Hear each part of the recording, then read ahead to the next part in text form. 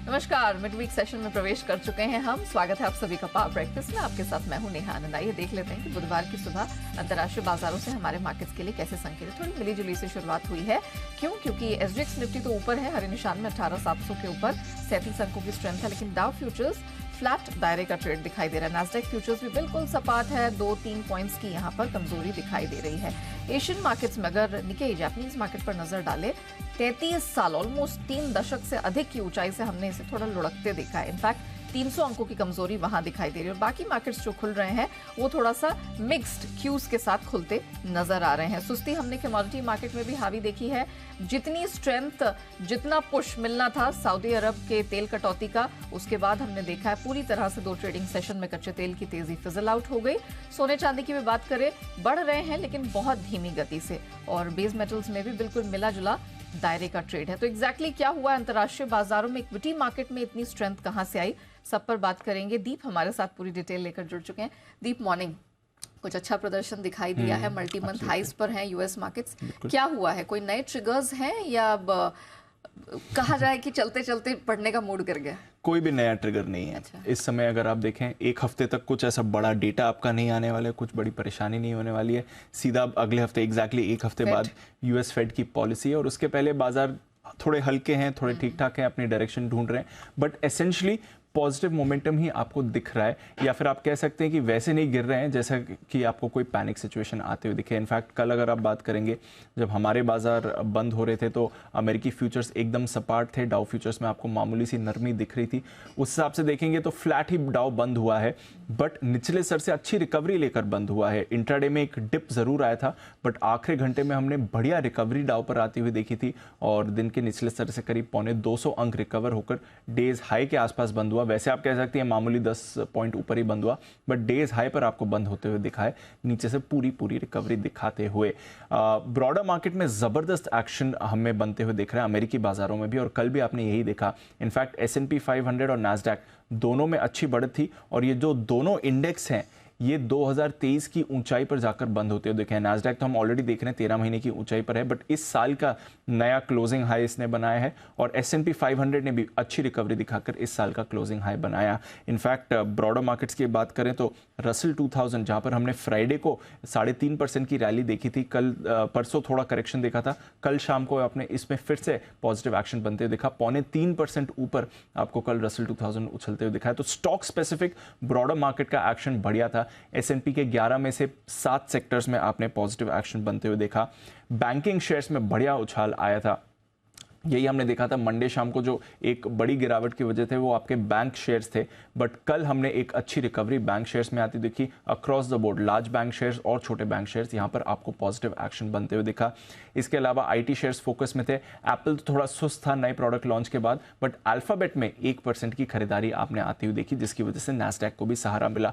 तो all in all थोड़ा stock specific session था। इंडेक्स स्पेशली डाउ अभी भी अपनी डायरेक्शन ढूंढ रहा है, बट स्टॉक्स में तो कोई परेशानी नहीं है। IT में भी अच्छी रैली है, और ब्रॉडर मार्केट्स में तो आप बढ़िया एक्शन बनते हुए देख ही रहे हैं। कुछ ऐसा बड़ा डेटा आने नहीं वाला है अमेरिका से, अभी थोड़ी देर में चीन का ट्रेड डेटा आने वाला है, तो उस पर बाजार की नजर रहेगी, क्योंकि चीन पर उसका इंपैक्ट होगा, अमेरिका पर भी इंपैक्ट होता है क्योंकि लार्जेस्ट इंपोर्टर भी अमेरिका है, बट एसेंशियली कुछ ऐसा बड़ा डेटा आने वाले दिनों के लिए तो नहीं आने वाला है। यूरोप की बात करें तो यहाँ पर भी ठीक ठाक एक्शन रहा, हल्की बढ़त के साथ यूरोप के बाजार भी बंद होते हुए दिखे हैं। कमोडिटी बाजार में भी कुछ ऐसी बड़ी मूव्स नहीं आई हैं। थोड़ी डॉलर इंडेक्स में हमने रिकवरी देखी है, वापस 104 के ऊपर आ गया है। ऊपरी स्तरों पर कमोडिटीज पर थोड़ा दबाव था। कच्चा तेल 2 दिन से अब दायरे में ही आ गया। कल भी जब हम बात कर रहे थे $76 के आसपास ही ब्रेंट दिख रहा था, अभी भी आपको वहीं पर दिखेगा। तो कुछ बड़ी मूव यहाँ पर आपको आती हुई नहीं दिख रही। एक जो वो ओपेक के बाद बाउंस आना था वो आ गया, अब बाजार रेंज में सेटल हो चुके हैं। सोने में भी आपने बहुत ही दायरे में कारोबार आते देखा है। 1980 के आसपास कल कंसोलिडेट कर रहा था, अभी 1965 के करीब आपको ट्रेड करते हुए दिखेगा। बेस मेटल्स की भी चाल ठीक ठाक ही रही है। कॉपर में आप फिर भी थोड़ा एक्शन बनते हुए देख रहे हैं, उस पर रखिएगा नजर, बट अदरवाइज ऐसा कुछ बड़ा हो नहीं रहा है। एक डेवलपमेंट जरूर आया, वर्ल्ड बैंक की तरफ से ग्लोबल ग्रोथ अनुमान बढ़ाया गया है। ये इंटरेस्टिंग चीज है, ग्लोबल ग्रोथ अनुमान वर्ल्ड बैंक ने बढ़ा दिया है। 1.7% का पहले अनुमान था, जिसे बढ़ाकर 2.1% करा है। अगर आप 2022 से बात करें तो अभी भी स्लो डाउन है। 2022 में 3.25% की आपने बढ़त देखी थी, उसके मुकाबले 2.1% का अनुमान है, बट हाँ पहले एस्टिमेट 1.25% का था, तो वहां से आपने अच्छी बढ़त आती हुई देखी है। तो कुछ अपडेट है शायद इसका कमोडिटीज पर आपको हल्का असर आते हुए दिखे, बट एसेंशियली ऐसा कुछ बड़ा एक्शन इस समय बाजार में नहीं हो रहा है। एक हफ्ता बाकी है। 77% जानकार अभी मान रहे हैं कि शायद फेड अगले हफ्ते दरें नहीं बढ़ाएगा। देखते हैं बाजार कैसे रिएक्ट करेंगे। चलिए, तो फिलहाल कोई ऐसे बहुत बड़े क्यूज नहीं है जिसका किसी भी विपरीत दिशा में यहाँ पर असर होता हुआ दिखे, बट नजर तो हमारी लगातार बरकरार रहेगी। धन्यवाद दीप, वो पूरी डिटेल दर्शकों के सामने रखने के लिए। आइए आगे बढ़े, उससे पहले देख लेते कि मंगलवार को संस्थागत निवेशकों का प्रदर्शन किस प्रकार का देखने को मिला है। तो खरीदारी तो हमने विदेशी संस्थागत निवेशकों की तरफ से कैश स्पेस में देखी, 386 करोड़ की खरीद का फिगर आया है, लेकिन 489 करोड़ की बिकवाली हमने घरेलू संस्थागत निवेशकों की तरफ से देखी है। तो यही आप कह सकते हैं कि दो अपोजिंग फिगर्स फिलहाल निकल कर आए, लेकिन एफआईआईज की खरीद यहां जरूर देखने को मिली है। अब जिस प्रकार के ग्लोबल संकेत बनते हुए दिखाई दे रहे हैं, जो कि ठीक ठाक हैं, अच्छे हैं, यूएस मार्केट्स पर अगर नजर डाली जाए, उसके तरफ से बात की जाए, तो हमारे मार्केट्स में आज क्या रणनीति अपनाई जा सकती है, हमारे मार्केट्स कैसे इंपैक्टेड रहेंगे, इन सब पर बात करने के लिए जी बिजनेस के मैनेजिंग एडिटर अनिल सिंह भी हमारे साथ जुड़ चुके हैं।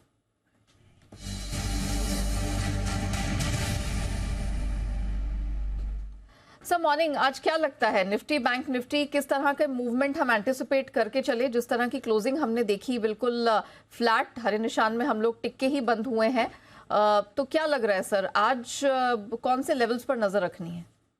Good morning Neha. देखिए, भारतीय बाजार तो ठीक है, न ज्यादा घट रहे हैं न ज्यादा बढ़ रहे हैं, और वैसे लाइफ टाइम हाई के आसपास बैंक निफ्टी ऑलरेडी ऊपर ट्रेड कर ही रहा है, निफ्टी भी ज्यादा दूर है नहीं। तो आई थिंक ओवरऑल बाजारों का मोमेंटम ठीक है। मजबूत शुरुआत होकर गैप से अगर खुलेंगे तो थोड़ी बहुत प्रॉफिट बुकिंग आएगी और वापस पहले सपोर्ट लेवल के आसपास खरीदारी करने का मौका बनेगा। और अगर सुस्त शुरुआत होती है, थोड़ी कमजोर शुरुआत होती है, तो वहां पर आपके लिए खरीदारी के मौके बन जाएंगे। जो रेंज सपोर्ट के लिहाज से आज आपको देखनी चाहिए, कल और आज की रेंज में ज्यादा फर्क है नहीं। 18,475, 18,535 ये मजबूत सपोर्ट का काम करेगा, और ऊपरी स्थानों पर 18,660 से लेकर 18,690 का पहला लेवल है जहां तक जाने की कोशिश निफ्टी की हो सकती है। बैंक निफ्टी का जहां तक सवाल है, 44,000 के आसपास कल बैंक निफ्टी ने सपोर्ट लिया, तोड़ा नहीं है। सो 43,825 और 43,000 और 44,000 ये रेंज है, बहुत ही मजबूत सपोर्ट के तौर पर काम करेगी। 44,500 को पार करने में भी हमें थोड़ा समय लग रहा है। 25 मई को हम वहां तक पहुंचे थे और उसके बाद से अभी तक इंतजार कर रहे हैं, 10 दिन 12 दिन होने पार नहीं हो पाए। तो 44,325, 44,475, ये 150 पॉइंट की रेंज आपके लिए मजबूत रुकावट के तौर पर रहेगी। 44,500 के ऊपर निकलकर टिकने पर बढ़िया तेजी बनेगी, और अगर निफ्टी 18,700 के पार निकलकर टिकता है तो यहाँ पर भी बढ़िया तेजी बनने की संभावना तब बनेगी। तब तक आपके लिए रेंज बाउंड ट्रेड है और बायस पॉजिटिव है। बाय ऑन डिप्स की स्ट्रेटेजी रखें। ब्रॉडर मार्केट में खरीदारी के मौके अब भी हैं, कोई चिंता की खास बात है। तो ओवरऑल पॉजिटिव व्यू के साथ बाजार में रहे, तो शुरुआत हो तो खरीदारी के मौके ढूंढें।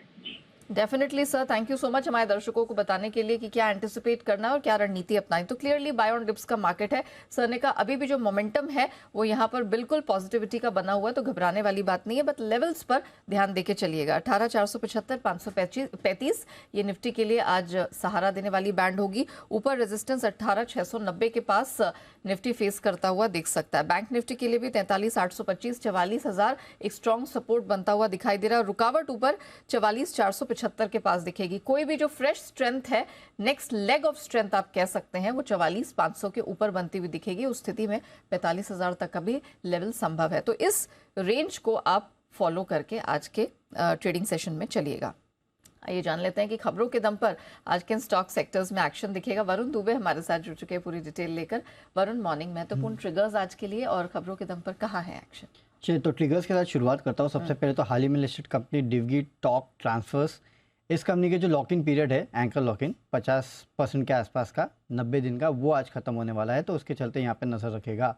इसके अलावा मारुति की मच अवेटेड कार जिम्नी, जो इसका एसयूवी पोर्टफोलियो तगड़ा करेगी, उसकी प्राइस आज तय होने वाली है, उसको कंपनी डिक्लेयर करेगी, अनाउंस करेगी, तो यहाँ पे नज़र रखेगा। सुबह 10:30 बजे कैबिनेट और CCEA की बैठक होने वाली है, नज़र होगी यहाँ पे। काफ़ी सारे प्राइस चेंजेस हुए हैं, जिसमें प्राइस बैंड चेंजेस हुए हैं, माफ़ कीजिएगा, जिसमें 5% से बढ़ा के 20% जिसका प्राइस बैंड किया है उसमें RVNL अडानी पावर है। 5% से बढ़ा के 10% जिसको किया है उसमें अडानी ट्रांसमिशन, अडानी विल्मार है। एक्स डेट है टाटा पावर, फाइनल डिविडेंड 2 रुपये प्रति शेयर की, यहाँ पे नज़र रखेगा। इसके अलावा इंटरेस्टिंग है कि 2023 आईसीसी वर्ल्ड टेस्ट चैंपियनशिप जो है उसमें इंडिया और ऑस्ट्रेलिया का मैच है 7 जून से 11 जून के बीच में। तो इसके ऊपर आप नज़र रखिएगा, इंपॉर्टेंट है, इंटरेस्टिंग है क्रिकेट लवर्स के लिए। आईक्यू लाइटनिंग का डे 1 का अपडेट आपको बता देता हूँ। अब तक करीब 1.6 टाइम्स भरा है, जिसमें रिटेल का सब्सक्रिप्शन सबसे अच्छा है 1.73 टाइम्स, एनआई 3.09 टाइम्स और क्यूआईबी 0.3 टाइम्स। आज आईपीओ का दूसरा दिन है। खबरों में टोरेंट पावर है। महाराष्ट्र सरकार के साथ इन्होंने 27,000 करोड़ रुपए के निवेश के लिए एमओयू किया है। महाराष्ट्र में 5,700 मेगावाट का 3 पंप स्टोरेज हाइड्रो प्रोजेक्ट जो है वो डेवलप करने के लिए ये जो एमओयू है वो किया गया है। जीआर इंफ्रा, इस कंपनी को 872 करोड़ के हाईवे प्रोजेक्ट्स के लिए एनएचएआई से कंसेशन एग्रीमेंट जो है वो इन्होंने कर लिया है। बैंक ऑफ महाराष्ट्र, आपको याद होगा हाल ही में क्यूआईपी आया था, उसका जो इशू प्राइस है वो अब सामने आ चुका है। 28.5 रुपीज़ के आसपास जो इशू प्राइस है वो आ चुका है और करंट मार्केट प्राइस जो है 30 रुपीज़ 45 पैसे का है। तो करीब करीब 6.4% डिस्काउंट में ये प्राइस है। इसके अलावा Bajaj Finserv, Bajaj alliance, in fact Bajaj Finserv ने अपना डेटा दिया है। बजाज अलायंस का मई में ग्रॉस डायरेक्ट प्रीमियम जो है उसमें 11.8% के आसपास की बढ़ोतरी हुई है और लाइफ इंश्योरेंस प्रीमियम जो है 550 करोड़ से बढ़ के 719 करोड़ पे आया है। टीसीएस FY23 की एनुअल रिपोर्ट का पूरी डिटेल्स अब सामने आ चुकी है। यहाँ पे इन्होंने कल एनुअल रिपोर्ट पेश की है। इनका कहना है कि चुनौतीपूर्ण ग्लोबल स्थिति जो है उसमें भी टीसीएस का प्रदर्शन काफ़ी बेहतर रहा है। Electric mobility, renewable power, hydrogen और सस्टेनेबल फ्यूल जैसे वर्टिकल्स पे बड़ा खर्च होने की उम्मीद है। साथ ही साथ नई ग्लोबल सप्लाई चेन जो है उसमें इकोसिस्टम में भारत की अहम भूमिका है। आगे आने वाले समय में आर्टिफिशियल इंटेलिजेंस और मशीन लर्निंग का बड़ा असर जो है वो आपको देखने मिल सकता है। साथ ही साथ 5G टेक्नोलॉजी, IoT, एज और AI से नए डिजिटल ट्रांसफॉर्मेशन को मौके जो है वो मिलेंगे। तो ये एनुअल रिपोर्ट आई है टीसीएस की, जिसमें काफ़ी सारे पॉइंट्स हाईलाइट किए गए हैं। चलिए, तो खबरों के दम पर तो भरपूर एक्शन देखने को मिलेगा और ये कुछ ऐसे स्टॉक्स है, सेक्टर्स है जहां पर आपको नजर रखनी चाहिए क्योंकि कमाई का मौका यहीं से मिलेगा। लेकिन बाजार के एक्सपर्ट्स क्या मानते हैं और उन्हें कहाँ कमाई के मौके आज बनते नजर आ रहे हैं, इसी पर बात करेंगे। अनराठी शेयर्स की मेहुल कोठारी हमारे साथ अब शो में शामिल हो चुके हैं। मेहुल जी, गुड मॉर्निंग, बहुत स्वागत है। मेहुल जी, कल हमने देखा clearly cement was one of the spaces जिसमें धमाकेदार प्रदर्शन रहा। फिर चाहे आप अल्ट्राटेक ले ले, जेके ले ले या फिर ग्रासिम ले ले, निफ्टी के टॉप गेनर्स में भी शामिल रहे हैं। जरा बताइए, सीमेंट स्पेस आज भी बजिंग लग रहा है? इफ सो, कहां पे है नजर? Good morning Neha ji. देखिए, सीमेंट की बात करें तो कल जब ओपनिंग शो में हम थे तभी हमने जेके सीमेंट भी रेकमेंड किया था, लेकिन उसके बाद से फर्स्ट हाफ के बाद से थोड़ा सा ट्रैक्शन सीमेंट में कम हो गया था। तो मुझे लगता है आज का दिन वेट एंड वॉच करना पड़ेगा सीमेंट में कि फॉलो अप एक्शन आता है या नहीं आता है। तो थोड़ा सा वेट एंड वॉच है क्योंकि बहुत सारे स्टॉक्स ऐसे हैं नेहा जी कि individual stocks performance mid cap and small cap में चल रहा है। मार्केट थोड़ा सा साइडवेज हो गया, रेंज बाउंड हो गया। तो individual stocks as in sector की जगह पर इंडिविजुअल स्टॉक्स पर फोकस करें तो ज्यादा पैसा बनने की उम्मीद हो सकती है, ऐसा मुझे लग रहा है। आईटी स्पेस, कल हमने देखा चौतरफा पिटाई हुई है। जितने भी ब्लू चिप्स थे वो कल निफ्टी लूजर्स की लिस्ट में एक लाइन से एक के बाद एक शामिल थे। हालांकि कुछ समय पहले मेरे सहयोगी वरुण ने टीसीएस की सालाना रिपोर्ट का जिक्र किया, जहां उन्होंने बताया है कि चुनौतीपूर्ण ग्लोबल स्थिति में भी प्रदर्शन अच्छा रहा है और ग्लोबल सप्लाई चेन इकोसिस्टम में भारत की महत्वपूर्ण भूमिका और एआई, मशीन लर्निंग के बड़े असर के बारे में भी बात की। मुझे जरा बताइए, जिस तरह का करेक्शन, जिस तरह का डिप कल आईटी स्पेस में दिखा है, उसके बाद आज क्या करना चाहिए? देखिए, कल का जो करेक्शन था थोड़ा सा डीप करेक्शन था। अगर मैं हैवी वेट्स की बात करूं जैसे कि टीसीएस, इन्फोसिस और टेक महिंद्रा, तो ऐसा लग रहा है कि फॉलो अप एक्शन आज भी रहेगा। आज भी थोड़ा सा सॉफ्टनेस दिखेगा आईटी सेक्टर में, बिकॉज ये जो एक बहुत बड़ी मंदी आई थी कुछ समय पहले, 2-3 महीने पहले जो मंदी आई थी, उसके बाद एक शार्प पुल बैक आया था आईटी सेक्टर में, फिर से बिकवाली शुरू हुई है। तो हो सकता है कि वो जो मंदी आई थी उसकी फिर से शुरुआत हो, तो वो देखना पड़ेगा नेहा जी। यहाँ से अगर फॉलो अप एक्शन आता है तो आई डाउट कि रिसेंट लोज थे सारे स्टॉक के, वो भी एक बार के लिए डेंजर में आ सकते हैं अगर आज रिकवरी नहीं आई तो। बैंकिंग स्पेस पे क्या व्यू बन रहा है? क्योंकि कल हमने देखा कुछ ब्लू चिप्स थे, ICICI या HDFC बैंक, इन सब की वजह से हमने देखा कि थोड़ा सा निफ्टी बैंक पे प्रेशर पड़ा, लेकिन एक्सिस, कोटक बैंक, ये कुछ ऐसे पॉकेट्स रहे जिन्होंने इस स्पेस को संभालने का काम किया है। बैंकिंग को कैसे आज प्ले करना है? देखिए बैंकिंग की बात करें तो मिक्स बैग है। कल हमने देखा कि इंडस एक्सिस ने आउट परफॉर्म किया। एट द सेम टाइम अगर हम देखें ICICI bank and HDFC bank वो दिन के निचले स्तर पर ट्रेड कर रहे थे। तो बैंक निफ्टी जो है अगर मैं पूरे इंडेक्स की बात करूँ तो 44,500 एक अपर रेंज है। जब तक वो नहीं निकलता तब तक कोई बड़ी तेजी देखने को नहीं मिलेगी और डाउन साइड में 43,700 का सपोर्ट है। तो बिल्कुल ही बीचों बीच ये ट्रेड कर रहा है। जब तक आइदर ब्रेकआउट या ब्रेकडाउन नहीं आता तब तक कोई भी क्लियर डायरेक्शन निकल के नहीं आएगा। जब भी ये ब्रेकआउट या ब्रेकडाउन आता है तो उसको क्लियरली प्ले करना है निफ्टी बैंक में।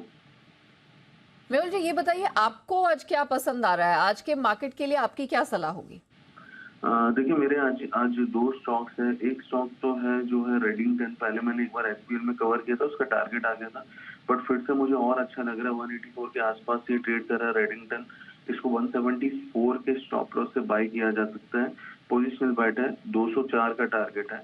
ये मेरा पहला पिक रहेगा। दूसरा पिक जो है वो है पंजाब केमिकल। पंजाब केमिकल बहुत ही ज्यादा ओवरसोल्ड हो गया है। कल हमने देखा कि मंथली चार्ट पर एक हैमर बना है। 840 के आसपास इसको बाई करना है। इसका स्टॉप लॉस रहेगा 786 का और अपसाइड टारगेट मैं समझता हूँ बड़ा टारगेट है 950 का। तो Punjab chemical and Redington could be the stocks जो यहाँ पर पोजिशनल बैट ली जा सकती है। ऑलराइट, चलिए तो दो पोजिशनल कॉल्स यहाँ पर निकल कर आई हैं, रेडिंगटन और पंजाब केमिकल में। लेवल्स फिर मैं रिपीट कर देती हूँ। 174 के स्टॉप लॉस के साथ रेडिंगटन 204 तक का टारगेट बनता हुआ दिखाई दे रहा है। पंजाब केमिकल्स में 840 पे करनी है आपको खरीदारी, 786 का स्टॉप लॉस, 950 का अपसाइड का टारगेट यहाँ पर बनता हुआ दिखाई दे रहा है। तो दो पोजिशनल पिक्स आपके लिए आती हुई रेडिंगटन और पंजाब केमिकल्स में। धन्यवाद मेहुल जी हमारे साथ जुड़ने के लिए, बताने के लिए इक्विटी स्पेस में कहाँ है कमाई के मौके। लेकिन हमारी तो नजर अब आने वाले आरबीआई की मॉनेटरी पॉलिसी कमेटी की बैठक पर है। कल सुबह 10 बजे ब्याज दरों पर आरबीआई का फैसला आना है। इस बार की पॉलिसी से जानकारों को किस प्रकार की उम्मीदें हैं? जी बिजनेस ने एक एक्सपर्ट्स के बीच में एक मेगा पोल करा है और पोल में कुछ बड़ी बातें सामने निकल कर आई हैं। तो उन बातों की डिटेल, उनका महत्व, उन्हें समझा कैसे जाए, पूरी डिटेल वरुण से जानते हैं। वरुण, जरा बताइए, ये जो मेगा पोल आपने करवाया है मॉनेटरी कमेटी बैठक से पहले, क्या निकल के आया? देखिए नेहा, एक बात तो साफ थी कि इस बार कोई चेंज होने वाला नहीं है। फिर भी हमने लोगों से पूछा कि क्या कोई उम्मीद कर रहा है कि कोई भी चेंज होगा आरबीआई पॉलिसी में? क्या रेपो रेट में आरबीआई थोड़ी सी भी गुंजाइश है कि रेट बढ़ाएगा? तो सबके सब ने एक सुर में कहा कि नहीं, कोई रेट बढ़ने वाला नहीं है। इससे तो आप निश्चिंत रहिएगा, रेट्स में आरबीआई बिल्कुल भी टिंकर नहीं करने वाला है। 100% पोल पार्टिसिपेंट्स का यही कहना था। लेकिन अब सबके मन में एक ही सवाल है कि इस बार चलिए रेट बढ़ने वाले नहीं हैं, लेकिन क्या रेट कटेंगे? क्योंकि सब यही चाहते हैं कि रेट कट जाए। तो हमारा अगला सवाल यही था कि अगर रेट कटेंगे तो कब कटेंगे? तो देखिए Q1 तो गया, Q2 में भी लोगों का कहना है कि नहीं, रेट में कोई कटौती नहीं होगी। अगर होगी तो शायद वो फेस्टिवल मंथ जो होता है Q3 का, तब 50% लोग मान रहे हैं कि रेट कट्स हो सकते हैं। और अगर तभी नहीं हुए तो Q4 में भी नहीं होगा, फिर वो सीधे अगले फाइनेंशियल ईयर में आपको रेट करते हुए दिखाई देंगे। तो 50% वहाँ है। तो 50-50 का मामला आपको यहाँ पे देखने मिल रहा है। यानी कि अगर रेट घटे तो शायद वो फेस्टिवल मंथ्स में घटेंगे और अगर तभी नहीं घटे तो वो सीधे अगले फाइनेंशियल ईयर में घटेंगे।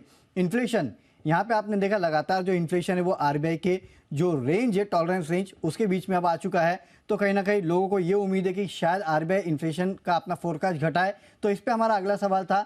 यहाँ 50-50 का मामला था। कुछ कह रहे थे कि हाँ आरबीआई घटा सकता है, कुछ कह रहे थे कि नहीं, आरबीआई शायद नहीं घटाएगा। अगला हमारा जीडीपी फोरकास्ट को लेके था कि क्या आरबीआई जीडीपी फोरकास्ट घटाएगा? तो यहाँ 100% लोगों का कहना था कि नहीं, आरबीआई ऐसा कुछ नहीं करने वाला है। लिक्विडिटी को लेके हमने पूछा कि क्या आरबीआई लिक्विडिटी में टिंकर करेगा?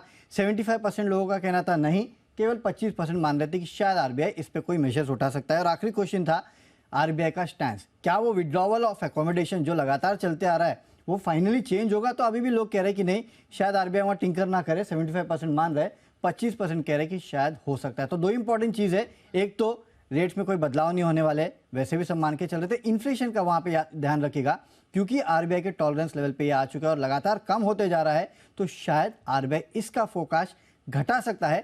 50% लोग ये मान के चल रहे हैं। चलिए, तो जाहिर तौर पर जो रिलीफ वाला सवाल है वो आपने पहले पूछा और उसका जवाब भी हमारे मुताबिक ही निकल कर आया। बट ऑफ कोर्स ये देखने वाली बात होगी और हमारी नजर यहाँ पर पूरी तरह से बनी रहने वाली है हर बार की तरह।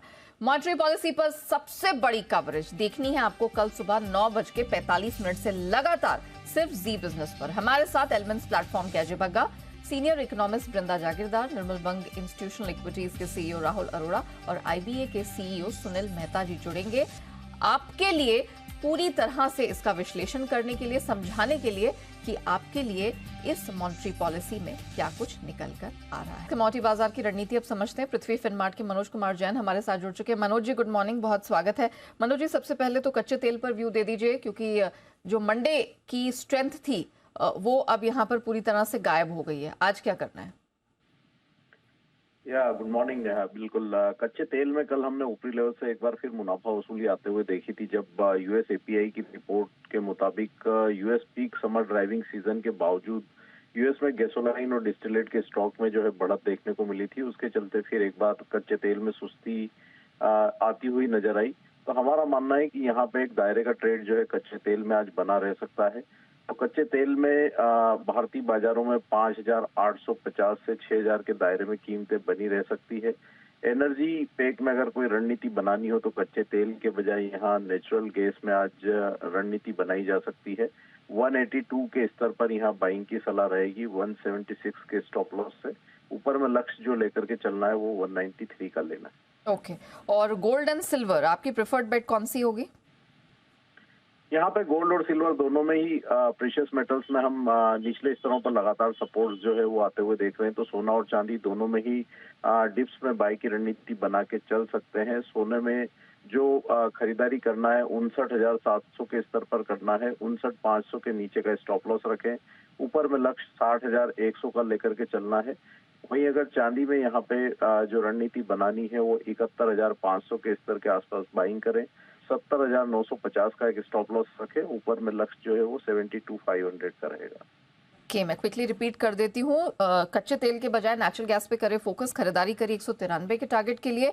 सोने में 59,700 के पास खरीदारी करिए 60,100 के टारगेट के लिए। और चांदी में 71,500 के पास बेस्ट एंट्री पॉइंट है 72,500 के अपसाइड टारगेट के लिए। मनोज जी, धन्यवाद आपका हमारे साथ जुड़ने के लिए, वो पूरी डिटेल रखने के लिए। आइए अब बात करते हैं FIR यानी FI इन्वेस्टमेंट रिपोर्ट्स की, और जान लेते हैं कि फॉरेन ब्रोकरेजेस की नजर आज किन स्टॉक सेक्टर्स पर है। वरुण हमारे साथ है पूरी डिटेल लेकर। Varun, over to you. देखिए, तो ऑयल एंड गैस क्षेत्र की कंपनियों पे रिपोर्ट्स आई है। सबसे पहले रिलायंस पे गोल्डमैन ने खरीदारी की सलाह दे रहे हैं, लेकिन अपने लक्ष्य घटा दिए हैं। 2890 से घटा के 2855 के कर दिए हैं। साथ ही साथ नमूरा जो है खरीदारी की सलाह दे रहा है 2850 के लक्ष्य के साथ। और ONGC यहाँ पे भी गोल्डमैन ने डबल डाउनग्रेड किया इस काउंटर को, खरीदारी से सीधे न्यूट्रल की सलाह, लक्ष्य जो है 170 से घटा के 160 के कर दिए। तो इसके चलते जो ऑयल एंड गैस क्षेत्र की कंपनी खासकर अपस्ट्रीम, वहां पे नजर रखेगा। ऑलराइट, चलिए, तो ये प्रमुख सेक्टर्स हैं, स्टॉक्स हैं जिन पर आपको रखनी है नजर। धन्यवाद वरुण, वो पूरी डिटेल दर्शकों के सामने रखने के लिए। आइए पावर ब्रेकफास्ट को हम यही रैप अप करते हैं, लेकिन बने रहना है जी बिजनेस के साथ।